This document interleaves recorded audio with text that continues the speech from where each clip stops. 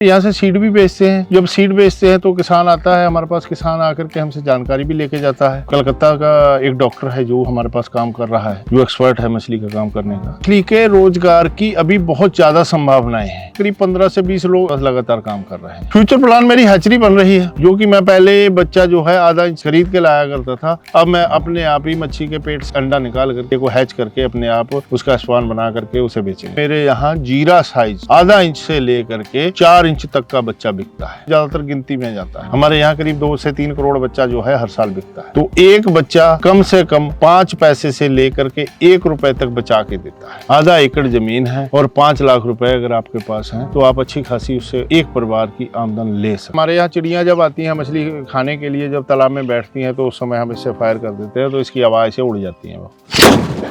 ये मछली फीमेल है जी, इसकी उम्र 3 साल की है और ये कलकत्ता से मंगाई है हमने और इसका अभी ब्रीड कराया जाएगा। तो ये पंगेसियस है और इसका ब्रीड मार्च से शुरू होगा जो कि जुलाई तक चलेगा। ये पश्चिम यूपी में अभी तक कोई नहीं कर पाया है, जो हमने इसका इस बार ट्रायल किया है। ट्रायल करके इसे कामयाब कर चुके हैं। हाँ जी, ये वेट लगभग 3 किलो है इसका। करीब 3 बार ब्रीड करेगी, उसके बाद में इसकी अंडे की सर्वाइबिलिटी कम हो जाती है तो फिर मार्केट में सेल आउट हो जाती है।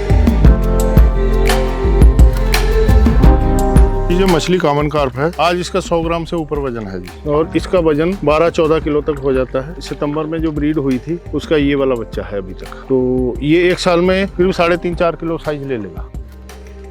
असल में डेमो में बड़ा हो पाता है और इसमें उतना ग्रोथ नहीं ले पाता तालाबों में। इसके लिए ज्यादा बड़ा एरिया चाहिए और गहरा पानी चाहिए। हाँ जी, हमारे यहाँ तो किलो 1.5 किलो का ही होता है, लेकिन हमारे यहाँ सीड का ही काम ज्यादा है। हम तो सीड ही बेचते हैं। ये इंडियन मेजर कार्प में ये ग्रास कार्प है, ये तीसरी वैरायटी है हमारे पास। वैसे हमारे पास तो 6 नस्लें हैं, फिलहाल अभी देखने को ये 3 ही नस्लें मिल पाई हैं। इसका वेट जी लगभग 8 से 10 किलो हो जाता है 2 साल की उम्र में। इसकी उम्र लगभग 6 महीने की है। 250 से 300 ग्राम वजन है इसका। इसमें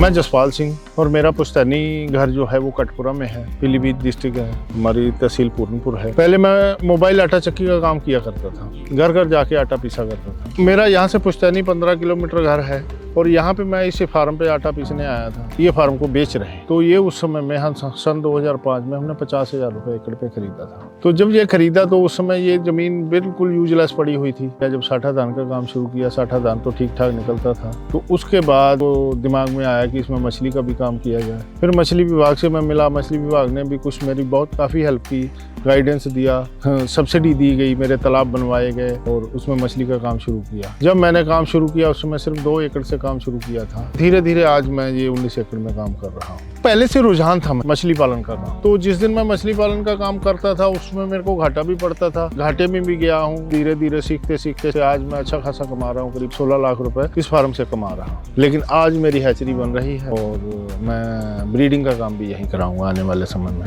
तो अभी मैं 6 नस्लों का यहाँ ब्रीडिंग का काम कराता था IMC का, और आने वाले टाइम में मैं इसमें पंगास का भी ब्रीड कराऊंगा, जिससे पंगास का बच्चा तैयार होगा, जो आज तक यूपी में कोई बंदा तैयार नहीं कर पाया। देखिए, एक तो सबसे पहली बात है क्योंकि पारंपरिक खेती तो सभी करते हैं। तो जैसे पारंपरिक खेती में हम कई बार तो बात करते हैं फसल विविधीकरण की। तो फसल विविधीकरण ये है कि भाई अलग अलग फसल आप उगानी चाहिए आपको, क्योंकि ज़्यादातर पीलीभीत जनपद के साथ दिक्कत ये है कि यहाँ पे अधिकतर किसान सिर्फ गेहूँ, धान, गन्ना 3 फसल उगाते हैं। तो इन्हें हम फसल विविधीकरण के लिए भी काफ़ी समझाते हैं। लेकिन जसपाल जी ने जो करके दिखाया ये तो कृषि विविधीकरण है, क्योंकि जैसे सिर्फ कृषि में जो हम फसलें करते हैं उनसे ही काम नहीं चलता। किसान भाई साथ साथ में अपना कुछ जैसे पशुपालन करें, मुर्गी पालन करें, मधुमक्खी पालन करें या फिर अपना रेशम कीट पालन करें। उसी कड़ी में एक बहुत महत्वपूर्ण जो है ये होता है मछली पालन। मछली पालन किसान अपने आप करके और एक निश्चित एरिया में, जितनी एरिया में अगर वो फसल करेंगे उसके मुकाबले अगर वो उसी एरिया में तालाब बना के छोटी अपना मछली का प्रारंभ कर देंगे तो वो बहुत अच्छी चीज रहती है। और आजकल आप देख रहे होंगे कि हमारी सरकार भी इसमें बहुत जोर दे रही है। पहले जैसे किसान क्रेडिट कार्ड जो सिर्फ हमारे पास जिन किसानों के पास खेत होते थे या जो फसल उगाते थे उनके बनते थे, लेकिन अब ये जो मत्स्य संपदा योजना चली है इसके अंतर्गत जो मछली पालक किसान है जिनके पास सिर्फ तालाब है, खेती की कोई जमीन नहीं है, उनके लिए भी सरकार ने जो है किसान क्रेडिट कार्ड वाली या जो ऋण वाली है वो सुविधा कर रखी है। तो उसी कड़ी में जैसे जसपाल जी ने ये अपना काम यहाँ शुरू किया है, तो इनका क्या फायदा है कि एक तो जैसे कुछ ऐसी जमीन जो जनरली हम खेती के लिए उपयोग नहीं कर सकते, मान लिया कोई गहरी जमीन है, गड्ढे वाली जमीन है या ऐसी जमीन है कि जिनमें साल भर में एक आधी फसल हो सकती है, उस वाली जमीन का बहुत अच्छा उपयोग जो है हमारे जसपाल जी ने यहाँ कर लिया है। क्योंकि ये ज्यादातर जमीन जो थी इनकी सब ऐसी जमीन थी जो निचले हिस्से थे जिसमें साल में सिर्फ एक बार धान की फसल ली जा सकती थी। लेकिन इन्होंने जब जैसे जैसे हमारे संपर्क में आए या विशेषज्ञों के संपर्क में आए, फिर इन्होंने जो है मछली पालन का महत्व समझा और मछली पालन का इतना बड़ा महत्व समझ के इन्होंने ये अपना इतना बड़ा एरिया लगभग 19 एकड़ का जो है उसे मछली पालन के लिए कन्वर्ट कर दिया। और ये जो मछली पालन कर रहे हैं उसके में एक अच्छी बात क्या हो गई कि ये स्वयं तो अपना कर ही रहे हैं, जो भी इनका रोजगार है, जो इनकी आय है वो हो रही है, लेकिन क्योंकि ज्यादातर काम ये सब कर रहे हैं जो छोटी छोटी मछली होती है, जिसे मछली का बीज कह सकते हैं, वो जो है ये दूसरे किसानों को उपलब्ध कराते हैं। तो जिस किसी किसान के पास छोटा तालाब अपना आधा बीघा, 1 बीघा, 1.5 बीघा, 1 एकड़, आधा एकड़ का कोई भी है, तो वो भी इनके यहाँ से ये मछली का बीज लेके चले जा सकते हैं और अपने यहाँ उसका बीज उत्पादन करें, उससे वो अपना जो भी लाभ है वो ले सकते हैं। तो यहाँ तो जसपाल जी का लाभ है क्योंकि इन्होंने जैसे बीज बेचा वो इनका आर्थिक इन्हें जो भी मिला और उसके साथ साथ किसान ने ले जाके उसे मछली को 2 किलो, 2.5 किलो, 3 किलो की करके साधारणतः बाजार में बेचा। क्योंकि जैसे हम यहाँ देखते हैं हमारे उत्तर प्रदेश में, खासकर इस क्षेत्र में जहाँ हमें ये मध्य उत्तर प्रदेश है, मछली की खपत बहुत है। मैं तो ऐसे ही जनरली अपनी वैसे ही जाके देखता हूँ शहरों में, पूछता हूँ उनसे, तो वो सब बताते हैं सारी मछली यहाँ आंध्र प्रदेश से आती है। तो कम से कम अगर ऐसे जसपाल जी जैसे या दूसरे किसान अपने लेवल पर करेंगे तो लोकल लेवल पर डिमांड पूरी होगी, इनकी भी, और वहाँ भी खर्चा घटेगा और इनकी आय बढ़ सकती है।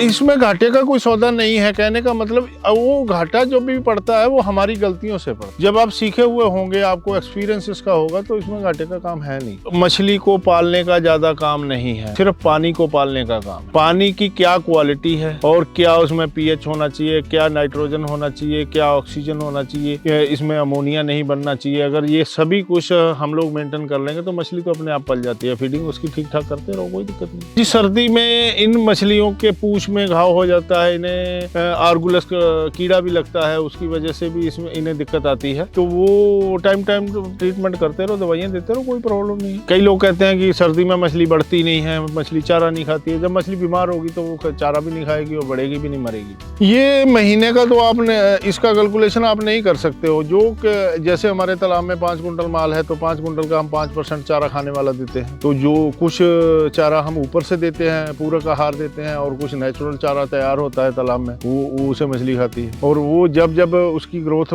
बढ़ेगी, वजन बढ़ेगा, वजन बढ़ने के बाद फिर उसे उसी हिसाब से उसका चारा बढ़ाया जाता है। नहीं, मार्केटिंग की कोई समस्या नहीं, आपका माल तैयार होना चाहिए, आपके घर से बिकेगा। यहाँ पे अपने आप व्यापारी आ जाते हैं, अपने आप पकड़ते हैं, अपने आप ले जाते हैं, लेकिन मार्केटिंग की प्रॉब्लम मेरे को कोई नहीं है। पानी की क्वालिटी होनी चाहिए, दूसरी बात जमीन की क्वालिटी होनी चाहिए जिसमें सीपेज की ज्यादा समस्या ना हो। रेतली जमीन में अगर हम तालाब बना देते हैं तो उसमें कामयाबी नहीं मिलेगी। चिकनी मिट्टी होनी चाहिए, जिसे दोमट मिट्टी कह देते हैं, वो मिट्टी अगर होगी जिसमें तालाब का पानी सीपेज नहीं होगा तो उसमें हम लोग ठीक ठाक पालन कर सकते हैं। सबसे बुनियादी बातें तो ये है, एक हमारा जो एरिया है वो बाढ़ प्रभावित ना हो, दूसरा उसमें पानी रुकता हो, तीसरा पानी की व्यवस्था हमारे पास बढ़िया हो, चौथा हमारे पास जो रॉ मटेरियल है चारे का वो मिलना आसान हो। तो कोई बात नहीं, मछली का पालन हम आराम से कर सकते हैं। हाँ जी, मछली का चारा मैं खुद ही तैयार करता हूँ। उसमें हम लोग राइस ब्रान देते हैं, मक्का का आटा देते हैं, और ये सोयाबीन की खली देते हैं, सरसों की खली होती है, और छोटे छोटे और कई एक मिनरल पाउडर वगैरह है, जैसे नमक है, कुछ दवाइयाँ हैं, तो ये सारा चीज मिक्स करके